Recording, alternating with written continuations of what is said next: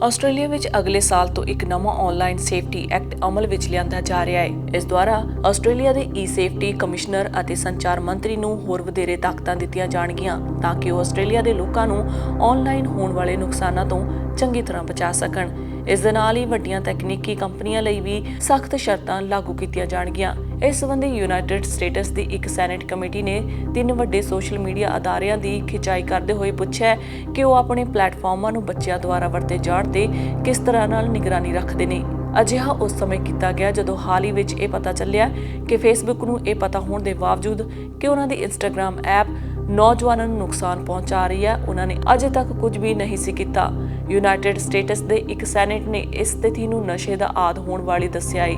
Social media ਬੱਚਿਆਂ ਨੂੰ ਨੁਕਸਾਨ ਪਹੁੰਚਾ ਰਿਹਾ ਹੈ ਅਤੇ ਇੱਕ ਵਿਸ਼ੇਸ਼ ਪੜਤਾਲ ਪ੍ਰੋਟੈਕਟਿੰਗ ਕਿਡਸ ਆਨਲਾਈਨ ਜ਼ਰੀਏ ਇਹ ਜਾਣਨ ਦੀ ਕੋਸ਼ਿਸ਼ ਕੀਤੀ ਜਾ ਰਹੀ ਹੈ ਕਿ ਇਹਨਾਂ ਅਦਾਰਿਆਂ ਨੂੰ ਇਸ ਮਸਲੇ ਬਾਰੇ ਕਿੰਨੀ ਕੁ ਜਾਣਕਾਰੀ ਹੈ ਅਤੇ ਉਹ ਇਸ ਸੰਬੰਧ ਵਿੱਚ ਕੀ ਕਰ ਰਹੇ ਨੇ। YouTube, TikTok ਅਤੇ Snapchat ਕੰਪਨੀਆਂ ਨੂੰ ਇਸ ਵਾਰ ਖਾਸ ਨਿਸ਼ਾਨਾ ਬਣਾਇਆ ਗਿਆ ਹੈ। ਰਿਪਬਲਿਕਨ ਸੈਨੇਟਰ ਮਾਰਸ਼ਾ ਬਲੈਕਬਰਨ ਨੇ ਇਹਨਾਂ ਕੰਪਨੀਆਂ ਨੂੰ ਕਈ ਸਵਾਲ ਪੁੱਛੇ ਨੇ। ਇਹਨਾਂ ਹਿੱਕੀ ਮੂਡੀ ਨੇ ਆਸਟ੍ਰੇਲੀਆ ਵੱਲੋਂ ਚੁੱਕੇ ਗਏ ਕਦਮਾਂ ਦੀ ਪ੍ਰਸ਼ੰਸਾ ਕੀਤੀ ਹੈ, ਪਰ ਨਾਲ ਹੀ ਕਿਹਾ ਕਿ ਬੱਚਿਆਂ ਨੂੰ ਸੁਰੱਖਿਅਤ ਰੱਖਣ ਵਿੱਚ ਮਾਪਿਆਂ ਅਤੇ ਪਰਿਵਾਰਾਂ ਨੂੰ ਵੀ ਯੋਗਦਾਨ ਪਾਉਣਾ ਚਾਹੀਦਾ ਹੈ।